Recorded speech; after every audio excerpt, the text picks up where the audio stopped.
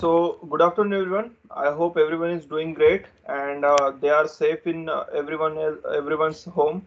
Today we are going to present on the topic of multi-objective optimization. So, this is used in many of real life problems, and today we will see a brief introduction to this topic. So, Sankal, please introduce yourself. Hello everyone, I'm Sankalp Jain and I'm from the Department of Biotechnology. I am Sushant Barnawal from the Department of Metallurgical Engineering and Material Sciences. Hello, everyone. I am Aditya Kachwe. I am from Department of Chemistry. Yeah, hello everyone. My name is Christopher and I'm from Biotechnology Department. So let's see about introduction of what is a multi-object optimization. What happens is there are multiple constraints and we have to satisfy that to get some solution, and we have to satisfy our problem. So in that case we use this multi-objective optimization. So for example, when we use our phones or our electronic devices, what performance we get versus what is the silicon area in that device, and for also this is also an example like what is the quality versus that area, and efficiency versus probability. These are some examples of multi-object optimization, and by this concept, this is used in multiple real life scenarios, and using this we can get a solution for multiple real life problems, and that can save us, that can help us in many multiple ways, it can save money for us, for it, or it can save resources for us, or it can give some good solution for conserving biodiversity, and there are millions of application of this particular thing. So let's see.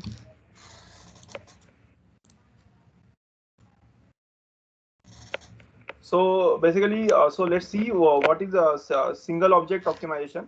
So when we have one constraint and one problem, so in that case we use single object optimization, and when we use that, our solution probably lies within one single dimension. It will be in either it will be in line, like a straight line, or it will be like ascending line, but basically it will lie in a line. So our solution points will lie on a line, and we'll get one optimized solution according to our constraint, and we can use that to get our solution. But in multi object optimization, our solutions won't be in single line.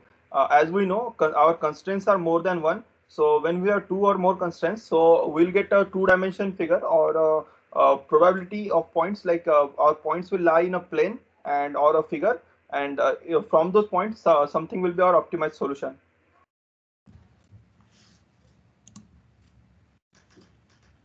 So let's see what is a feasible region. So in multi-object optimization, when we have our constraints, so when our constraints are in place, and when we see that probable region, so that probable region is called as feasible region. All the points lying in that region, or all solutions or possible solutions lying in that region, that region is known as feasible region. So basically, as I told you, when there is single object optimization, that solution will lie on a straight line or a single dimensional figure. But in multi object optimization, our solution will lie on two dimensional figure, such as this convex sets or this non convex sets. It can lie in square like structure, or for example, like that means that it will lie in two dimensional figures, and among that on that two dimensional figure, any point can give us optimized solution according to our constraints. So rarely what happens is, basically, when we are dealing with multi objective optimization, so we are expected to get two or more two solutions, or something like that. But what happens rarely is, sometimes we get only one solution. So that happens really rarely, quite rarely. And in that case, that only one solution or one problem is our optimal problem. That is the optimal solution. and in that case, we can use that solution for our problem. So when there are two or more solutions, that my colleague will explain. I'll ask Christopher to please explain. Thank you, Aditya. So today we'll be looking at the Pareto optimum. So let's just clear a few terminologies beforehand. So given an initial situation, a Pareto improvement is a new situation where some agents will gain and others will remain the same without anyone else losing. So as we can see, the mathematical representation here, a point X is said to be a Pareto optimal if for X belonging to the function region, the feasible region we call it, capital F, then it has to be either equal to the previous optima or it has to be greater than the previous optima. Next slide, please. Yes. So this implies that the Pareto optimal exists only if there is a certain improvement while the other stakeholders have no loss. So a point X is said to dominate point Y if there exists a possible Pareto improvement. So here we can see the mathematical representation. So the Pareto set consists of solutions that are not dominated by any other solution, because like we said, dominated means there is possible Pareto improvement. And if a set is not dominated at all, it means it is the most optimal solution available to us. Next slide, please. So yeah, here we can see in the first graph, we have the variables x1 and x2 along with the feasible region F, represented by that yellow region. So when any function f of x is applied to that, we get another region which is defined, as we can see in the next graph, by the purple region. Now, when we see the red line mark, that is the Pareto front. So the Pareto front represents the set of optimal solutions for this function. Now, as my friend Aditya mentioned, that it is almost impossible to get a case where we only have one solution. So this clarifies this point that, as we can see, there can be multiple lines, infinite lines technically, along that red line. Hence, Pareto optimum is often a set of points. So now let's talk about some real life cases where this is used. So often Pareto distribution and optimum is used for economic analysis. But it is important to know that it is a part of a solution, not the entire solution itself. For example, say we are building an airport near a locality. So say the cost for building the airport would be around 100 crores. Okay. Now, uh, due to that investment, the overall society near it, say we estimate benefits 120 crores. Okay. But those living in the immediate vicinity would lose funds, say, of approximately 1 crore due to increased congestion or increase in pollution, etc. Now, the overall society is being benefited, but the immediate the people living in the vicinity are not being benefited directly, and the Pareto optimum would not take this into account. So that is one area where it fails. Another important aspect is that Pareto optimum does not take into account the potential inequality it can cause. Let's just take a very simple example. Say we have a piece of cake, and we have an entire cake, and we have three people. Now, the ideal way we would imagine to distribute it would be to divide it into three parts and equally give it to all three people. But according to the Pareto optimum, even if we divide it into two pieces and give it to just two people, and we do not give anything to the third person, it would be considered a Pareto optimum, because the two people are gaining, the third person remains the same because he did not have the cake before as well, and it would fit the Pareto optimum. So it is important to note that Pareto optimum has to be taken into consideration with other factors as well. Now my friend Sankar will explain further. Okay, so till now we saw what multi-objective optimization is, and how to approach when we have more than one solutions. So now let's see what single objective optimization is and how can we transition from single objective to multi-objective.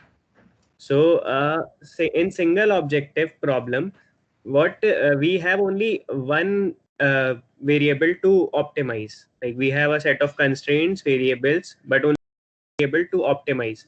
So like we have only one dimension. So in the problem in front of us, we have f of x. We have to minimize this function, and we have like this gx is our constraint.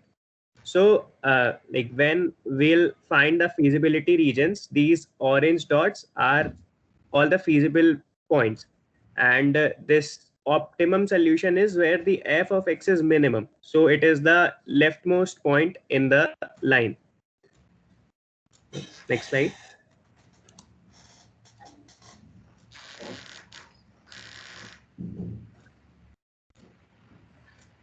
Okay.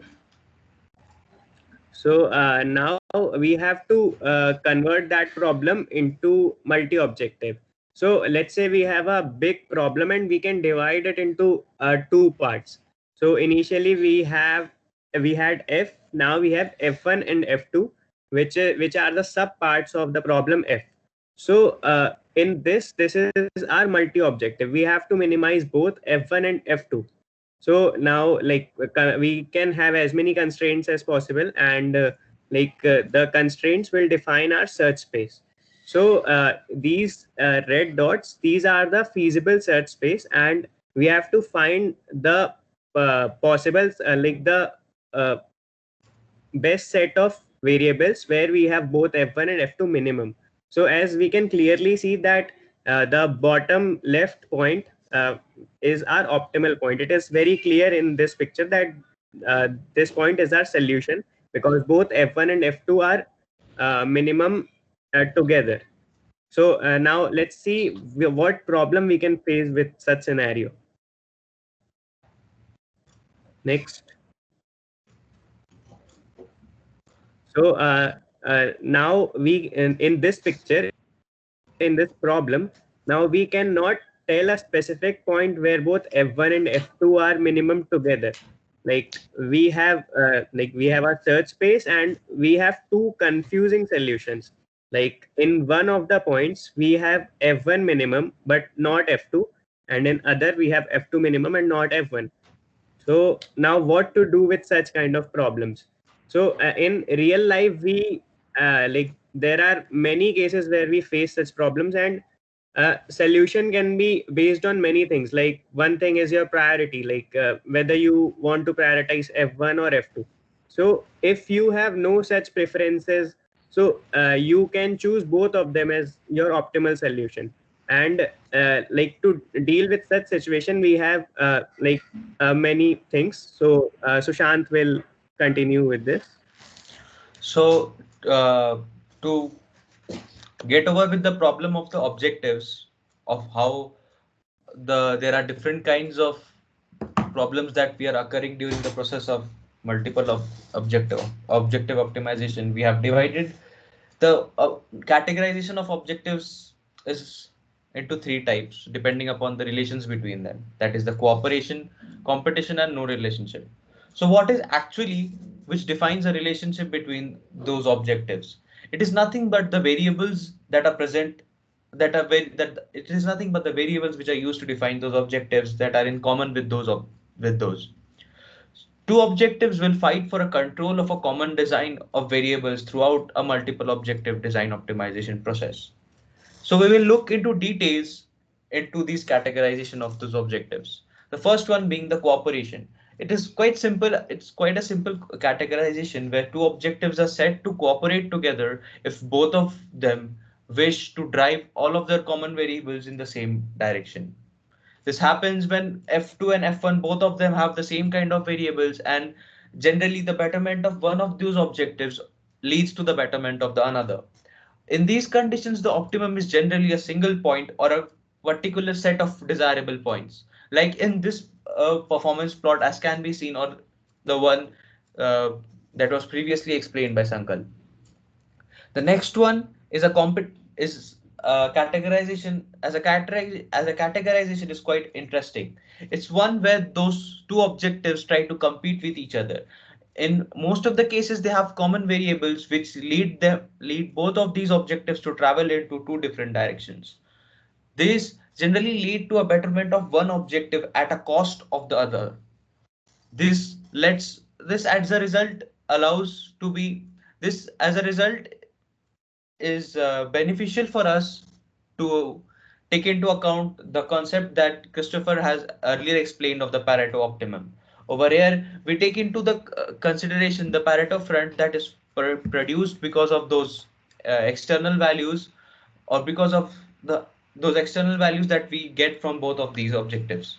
These set of values are together known as the Pareto set, and optimality criterion for those optimization problems are defined with these multiple objectives. And a set of parameters is said to be Pareto optimal if there is no state dominating, if there is no other state which is dominating the state with respect to a set of particular objective functions.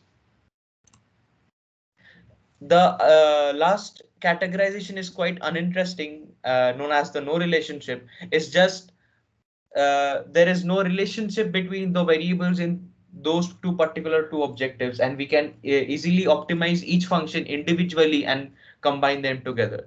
This can easily be solved through representing an objective function with respect to another, and solving the entire combination using single objective optimization. So I'd like to end this one with some examples of some classical methods, with some examples of how to solve these multi-objective optimization approaches. There are several classical methods like weighted sum method, constraint method, weighted metric method, etc., as mentioned. But in the more recent times, several evolutionary methods have taken ground and are being used for several industrial purposes and academic researches like genetic algorithms and colony optimization and particle sum optimization. These methods are mainly these methods are mainly used for academic research purposes and are quite fast, are mainly meta heuristic approaches and are quite fast in to calculate those multi objective approaches. Thank